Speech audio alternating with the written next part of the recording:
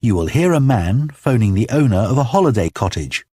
First, you have some time to look at questions 1 to 6.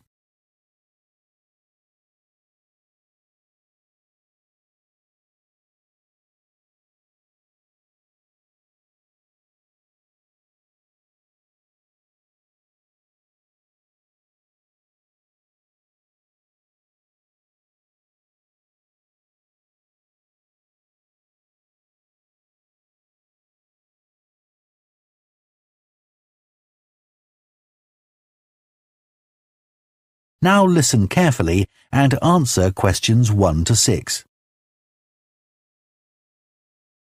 Hello? Oh, hello. I was hoping to speak to Jack Fitzgerald about renting a cottage. I'm his wife Shirley and we own the cottages together, so I'm sure I can help you. Great. My name's Tom. Some friends of ours rented Granary Cottage from you last year and they thought it was great. So my wife and I are hoping to come in May for a week. What date did you have in mind? The week beginning the 14th, if possible. I'll just check. I'm sorry, Tom, it's already booked that week. It's free the week beginning the 28th, though, for 7 nights. In fact, that's the only time you could have it in May. Oh, well, we could manage that, I think. We'd just need to change a couple of things. How much would it cost? That's the beginning of high season, so it'd be £550 for the week. Ah, that's a bit more than we wanted to pay, I'm afraid. We've budgeted up to £500 for accommodation. Well, we've just finished converting another building into a cottage, which we're calling Cherville Cottage. Sorry, what was that again? Cherville. C-H-E-R-V for Victor, I-L. Oh, that's a herb, isn't it? That's right. It grows fairly wild around here. You could have that for the week you want for £480. OK, so could you tell me something about it, please? Of course. The building was built as a garage. It's a little smaller than Granary Cottage. So that must sleep 2 people as well? That's right. There's a double bedroom. Does it have a garden? Yes, you get to it from the living room through French doors, and we provide 2 deck chairs. We hope to build a patio in the near future, but I wouldn't like to guarantee it'll be finished by May. OK. The front door opens onto the old farmyard, and parking isn't a problem. There's plenty of room at the front for that. There are some trees and potted plants there. Before you hear the rest of the conversation, you have some time to look at questions 7 to 10.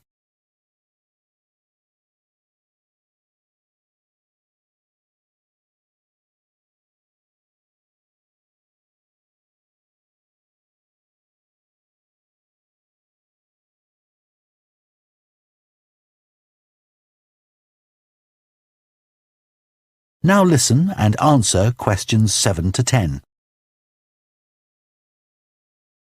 What about facilities in the cottage? It has standard things like a cooker and fridge, I presume. In the kitchen area, there's a fridge freezer, and we've just put in an electric cooker. Is there a washing machine? Yes. There's also a TV in the living room, which plays DVDs too. The bathroom is too small for a bath, so there's a shower instead. I think a lot of people prefer that nowadays anyway. It's more environmentally friendly, isn't it? Unless you spend half the day in it. Exactly. What about heating? It sometimes gets quite cool at that time of year. There's central heating, and if you want to light a fire, there's a stove. We can provide all the wood you need for it. It smells so much nicer than coal, and it makes the room very cosy. We've got one in our own house. That sounds very pleasant. Perhaps we should come in the winter to make the most of it. Yes, we find we don't want to go out when we've got the fire burning. There are some attractive views from the cottage which I haven't mentioned. There's a famous stone bridge. It's one of the oldest in the region, and you can see it from the living room. It isn't far away. The bedroom window looks in the opposite direction and has a lovely view of the hills and the monument at the top. Well, that all sounds perfect. I'd like to book it, please. Would you want a deposit? Yes, we ask for 30% to secure your booking, so that'll be £144. And when would you like the rest of the money? You're coming in May, so the last day of March, please. Fine. Excellent. Could I just take your details so that I can... That is the end of part 1. You now have half a minute to check your answers to part 1. Part 2. You will hear a town councillor reporting on the local transport network and a recreation facility. First, you have some time to look at questions 11 to 14.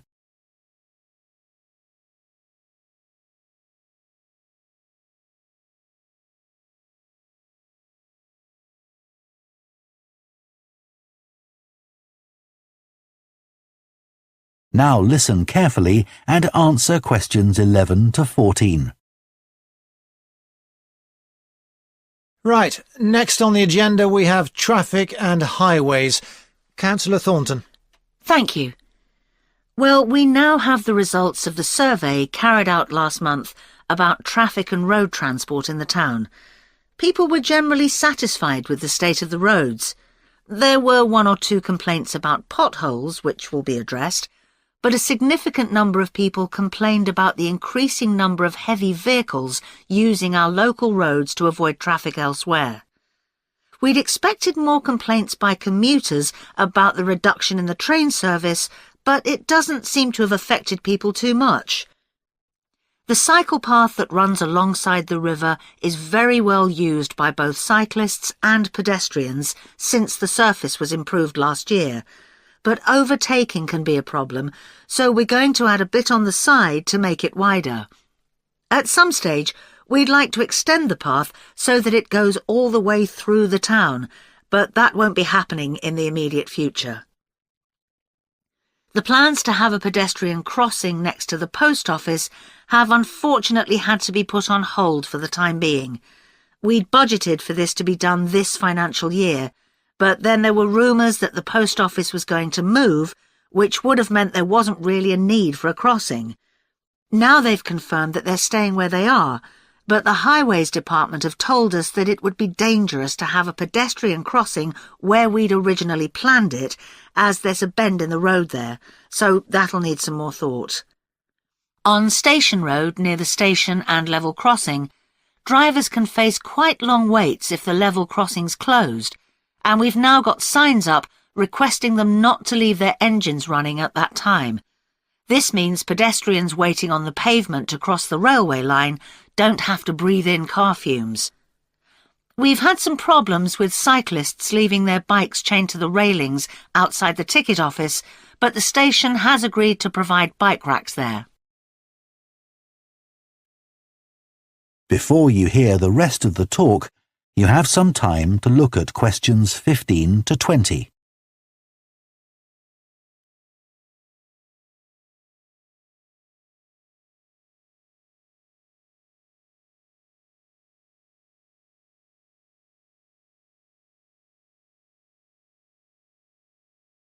Now listen and answer questions 15 to 20. So next on the agenda is proposals for improvements to the recreation ground. Councillor Thornton again. Well, since we managed to extend the recreation ground, we've spent some time talking to local people about how it could be made a more attractive and useful space. If you have a look at the map up on the screen, you can see the river up in the north and the community hall near the entrance from the road. At present, cars can park between the community hall and that line of trees to the east, but this is quite dangerous for pedestrians, so we're suggesting a new car park on the opposite side of the community hall, right next to it. We also have a new location for the cricket pitch. as we've now purchased additional space to the east of the recreation ground, beyond the trees, we plan to move it away from its current location, which is rather near the road, into this new area beyond the line of trees. This means there's less danger of stray balls hitting cars or pedestrians. We've got plans for a children's playground, which will be accessible by a footpath from the community hall and will be alongside the river. We'd originally thought of having it close to the road, but we think this will be a more attractive location. The skateboard ramp is very popular with both younger and older children. We had considered moving this up towards the river, but in the end we decided to have it in the southeast corner near the road. The pavilion is very well used at present by both football players and cricketers. It will stay where it is now, to the left of the line of trees and near to the river, handy for both the football and cricket pitches. And finally, we'll be getting a new notice board for local information, and that will be directly on people's right as they go from the road into the recreation ground. That is the end of Part 2. You now have half a minute to check your answers to Part 2.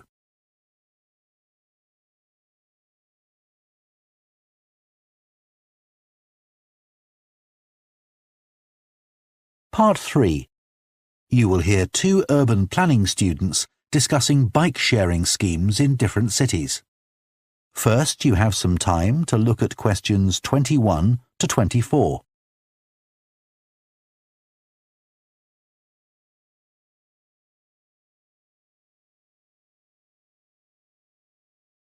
Now listen carefully and answer questions 21 to 24. Now that we've done all the research into bike-sharing schemes in cities around the world, we need to think about how we're going to organise our report. Right. I think we should start by talking about the benefits. I mean, it's great that so many cities have introduced these schemes where anyone can pick up a bike from dozens of different locations and hire it for a few hours. It makes riding a bike very convenient for people. Yes, but the costs can add up, and that puts people on low incomes off in some places. I suppose so. But if it means more people in general are cycling rather than driving, then because they're increasing the amount of physical activity they do, it's good for their health. OK, but isn't that of less importance? I mean, doesn't the impact of reduced emissions on air pollution have a more significant effect on people's health? Certainly in some cities, bike sharing has made a big contribution to that, and also helped to cut the number of cars on the road significantly. Which is the main point. Exactly. But I'd say it's had less of an impact on noise pollution because there are still loads of buses and lorries around. Right. Shall we quickly discuss the recommendations we're going to make? In order to ensure bike-sharing schemes are successful? Yes. OK. Well, while I think it's nice to have really state-of-the-art bikes with things like GPS, I wouldn't say they're absolutely necessary. But some technical things are really important, like a fully functional app, so people can make payments and book bikes easily. Places which haven't invested in that have really struggled. Good point. Some people say there shouldn't be competing companies offering separate bike-sharing schemes, but in some really big cities, competition's beneficial. And anyway, one company might not be able to manage the whole thing. Right. Deciding how much to invest is a big question. Cities which have opened loads of new bike lanes at the same time as introducing bike-sharing schemes have generally been more successful. But there are examples of successful schemes where this hasn't happened. What does matter, though, is having a big publicity campaign. Definitely. If people don't know how to use the scheme or don't understand its benefits, they won't use it. People need a lot of persuasion to stop using their cars. Before you hear the rest of the discussion, you have some time to look at questions 25 to 30.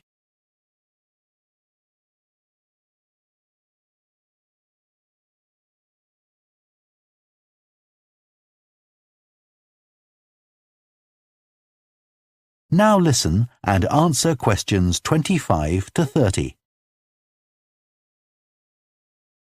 Shall we look at some examples now and say what we think is good or bad about them? I suppose we should start with Amsterdam, as this was one of the first cities to have a bike-sharing scheme. Yes, there was already a strong culture of cycling here. In a way, it's strange that there was such a demand for bike sharing, because you'd have thought most people would have used their own bikes. And yet it's one of the best-used schemes. Dublin's an interesting example of a success story. It must be because the public transport system's quite limited. Not really. There's no underground, but there are trams and a good bus network. I'd say price has a lot to do with it. It's one of the cheapest schemes in Europe to join. But the buses are really slow. Anyway, the weather certainly can't be a factor. No, definitely not. The London scheme's been quite successful. Yes, it's been a really good thing for the city. The bikes are popular and the whole system is well maintained, but it isn't expanding quickly enough. Basically, not enough's been spent on increasing the number of cycle lanes. Hopefully that'll change. Yes. Now, what about outside Europe? Well, bike-sharing schemes have taken off in places like Buenos Aires. They built a huge network of cycle lanes to support the introduction of the scheme there, didn't they? It attracted huge numbers of cyclists where previously there were hardly any. An example of good planning. Absolutely. New York is a good example of how not to introduce a scheme. When they launched it, it was more than 10 times the price of most other schemes. More than it costs to take a taxi. Crazy. I think the organisers lacked vision and ambition there. I think so too. Sydney would be a good example to use. I would have expected it to have grown pretty quickly here. Yes. I can't quite work out why it hasn't been an instant success like some of the others. It's a shame, really. I know. OK, so now we've thought about all those... That is the end of part 3. You now have half a minute to check your answers to part 3.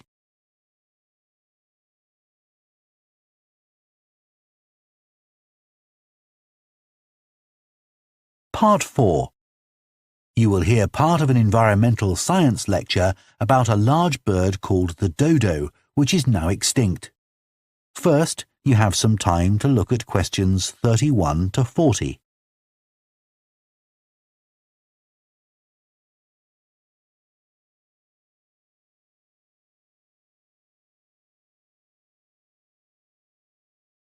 Now listen carefully and answer questions 31 to 40. One of the most famous cases of extinction is that of a bird known as the dodo. In fact, there's even a saying in English, as dead as the dodo, used to refer to something which no longer exists. But for many centuries, the dodo was alive and well, although it could only be found in one place, the island of Mauritius in the Indian Ocean. It was a very large bird, about 1 metre tall, and over the centuries it had lost the ability to fly, but it survived happily under the trees that covered the island. Then, in the year 1507, the first Portuguese ships stopped at the island.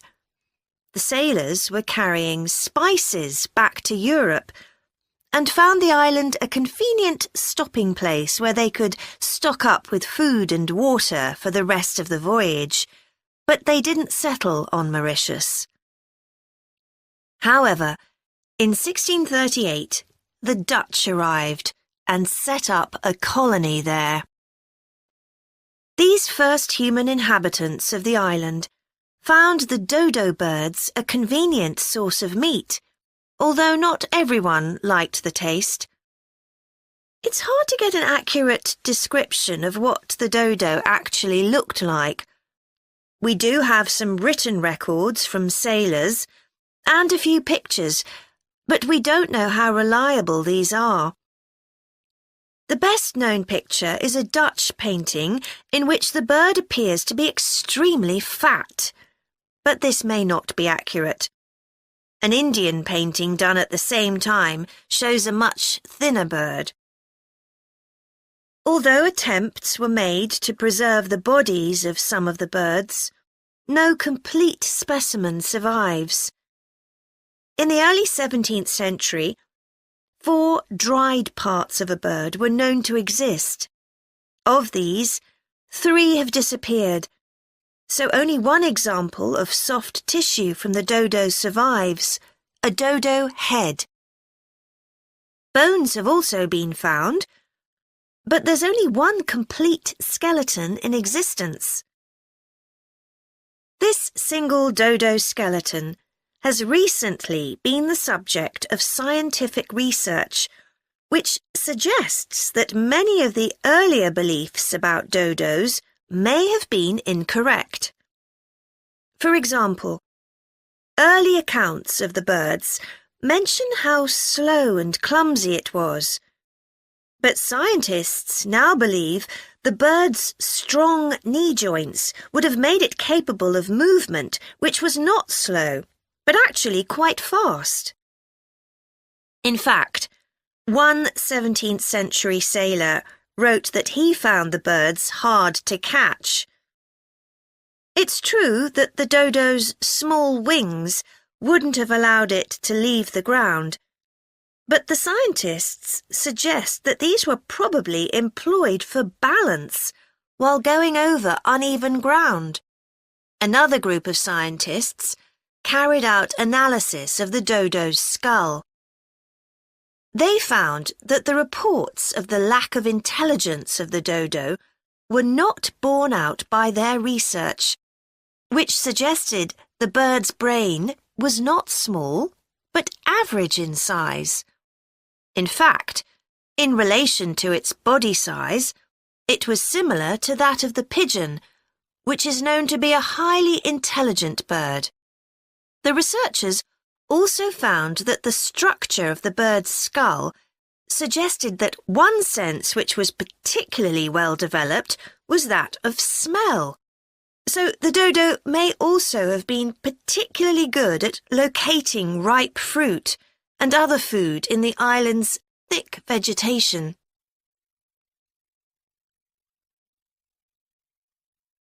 So it looks as if the dodo was better able to survive and defend itself than was originally believed. Yet, less than 200 years after Europeans first arrived on the island, they had become extinct. So what was the reason for this? For a long time it was believed that the dodos were hunted to extinction. But scientists now believe the situation was more complicated than this.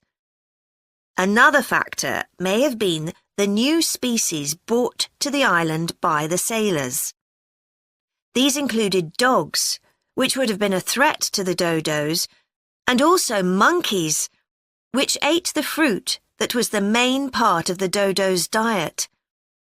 These were brought to the island deliberately. But the ships also brought another type of creature, rats, which came to land from the ships and rapidly overran the island. These upset the ecology of the island, not just the dodos, but other species too. However, they were a particular danger to the dodos because they consumed their eggs. And since each dodo only laid one at a time, this probably had a devastating effect on populations. However, we now think that probably the main cause of the bird's extinction was not the introduction of non-native species, but the introduction of agriculture. This meant that the forest that had once covered all the island and that had provided a perfect home for the dodo was cut down so that crops such as sugar could be grown. So, although the dodo had survived for thousands of years, suddenly it was gone. That is the end of Part 4. You now have 1 minute to check your answers to Part 4.